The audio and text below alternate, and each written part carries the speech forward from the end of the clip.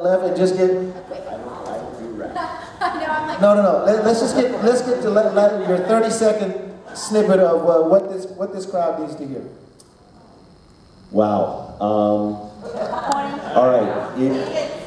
It is, without a doubt, the most collaborative life you're ever going to choose to live. No matter, I mean, you know, Robert Rodriguez, you know, notwithstanding, the bottom line is, and he still has people that are helping him out. The bottom line is everybody works together to see that story up on the silver screen, or even if it's on a small little flat screen or a little iPad or iPhone.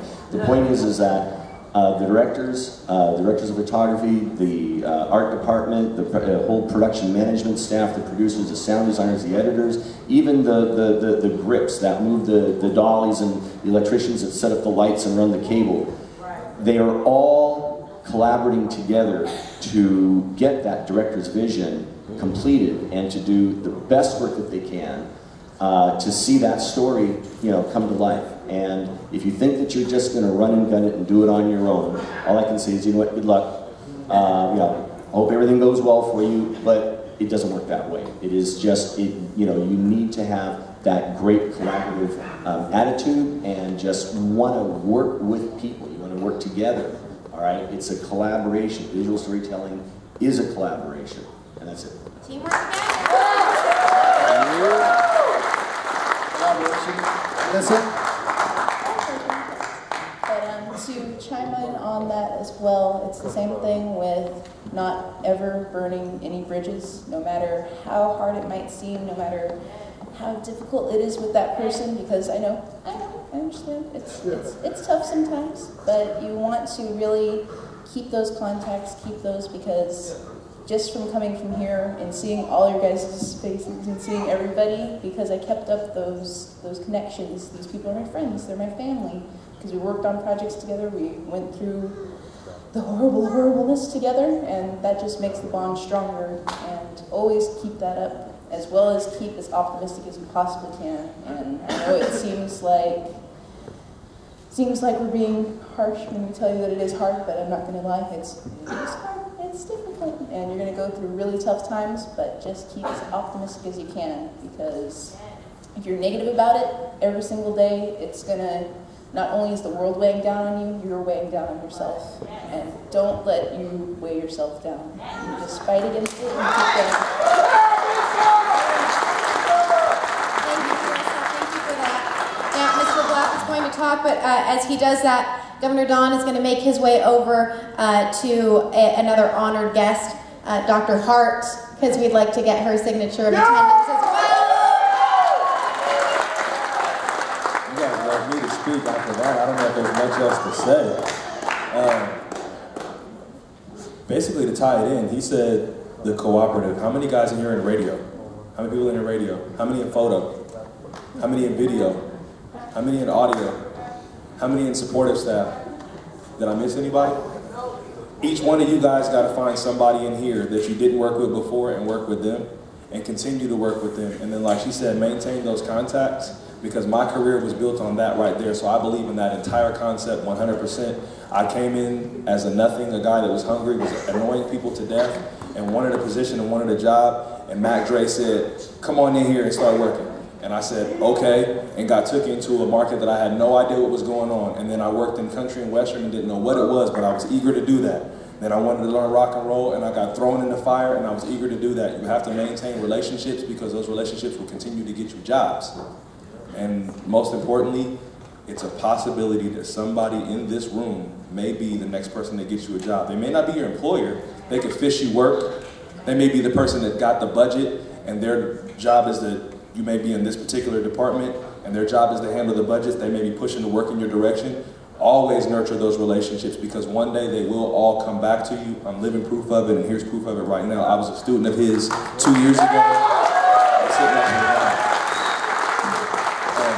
I went to a school where I learned how to do a bunch of stuff. I worked on a lot of major projects. I got a lot of work done, even in school. I thank God for all of that. But it wasn't until I came home and started working my network with all of the knowledge. The knowledge wasn't anything without having a network of people to share it with. You guys got to nurture that. Get out. If you're an introvert, learn how to be an extrovert, or find somebody else that can speak for you, but nobody can promote you like you can. Right. Well, I invited you here because I was invited to an event at Sanctuary Studios, and I know it was owned by a former student, and I expected itty bitty teeny weeny studio, and I showed up to this big ass building with conference rooms, and a few hundred, what, about 200 people in that room? There was a total of 257 people that day. Yeah, so I reevaluated. I was like, yes, I was so darn excited that you took that entrepreneurial spirit and you built a business in this tough economy, and it was all those folks there and it was flourishing. So I was just, as an educator, I was like, what? I was very excited about that. Yeah. So I'll be a school teacher. If you're a student and you're happy with the seat in your classes, you are not going to make it. I can't tell you, and I'm going to get a little misty because I got students that actually celebrate a C, or I had a student take a picture of their test that was a C because they were excited. They wanted, and maybe for some folks, and where they are in their stage of development, maybe that C means something, but you got to get an A. You got to get an A. You got to get all the questions right. You got to go to every single class. You got to show up. You got to get to before the class starts so you're not messing things up at the beginning of the class. I can't tell you how many times I've had a student come in 20 minutes late, raise their hand, and ask the question that I just explained. What he's lectured about, right? To leave early. So you got, if you can't be here for the school part, I don't know how you're going to make it in other parts of the business. And then just tagging on to that, when school is over, that's when all the homework begins. And that just means making the project. If it's video, if it's audio, if it's writing, whatever you're doing, you got to go home and make the products. And you got to make new products all the time. Right? So it's just not school time. So there's summertime coming up. I hope there's a lot of folks out there making product over the summertime. I can't emphasize enough what they are basically saying. You've got to be professional. You've got to build relationships. You've got to work and learn and do it for the rest of your life. It's your new lifestyle to be creative.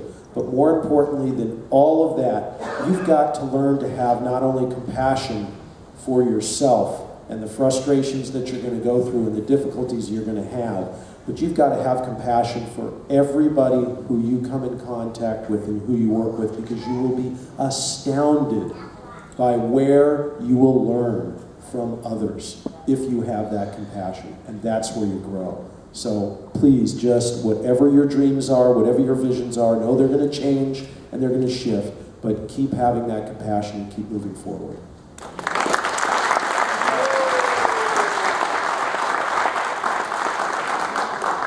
Most of you know my story about leaving Arizona, coming here, going back and forth. What brought me out here the third time was saying the difference between a goal and a wish is your motivation. So if you're motivated, things will happen. If you're not motivated, nothing will happen. I can attest to that. And whatever you do as you walk through life, please never look down on anyone unless you're offering them a hand to help them up. Okay?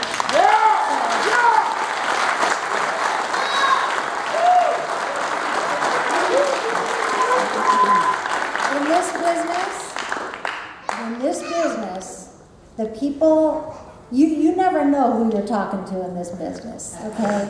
It is scary sometimes that I worked with an executive producer who, I swear, if you saw him, you'd reach into your pocket and hand him $1 because you thought he was a homeless guy, but he was actually the executive producer. So just as Wayne said, compassion for everybody, okay? And attitude, attitude, attitude. Thank you. All right, please give our esteemed panel a rousing round of applause. Thank you so much for sharing with us.